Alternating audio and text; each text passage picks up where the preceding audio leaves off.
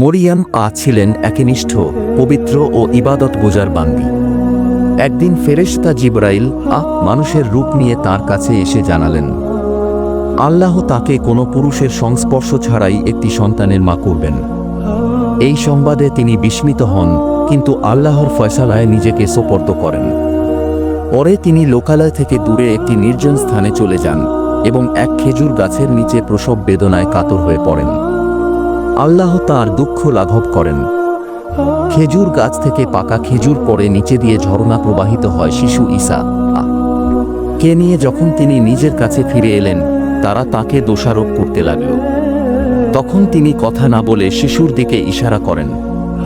অলৌকিকভাবে শিশু ঈসা দোলনা থেকেই কথা বলে বললেন, আমি আল্লাহর বান্দা। তিনি আমাকে কিতাব দিয়েছেন এবং নবী করেছেন। কুরআন সূরা মরিয়ম 19:16 শিক্ষা: আল্লাহ যেভাবে ইচ্ছা সেভাবেই সৃষ্টি করেন। তাওয়াক্কুল, আল্লাহর উপর ভরসা অসম্ভবকে সম্ভব করতে পারে। আল্লাহর করুণা দুঃসময়েও বান্দাকে একা ফেলে না।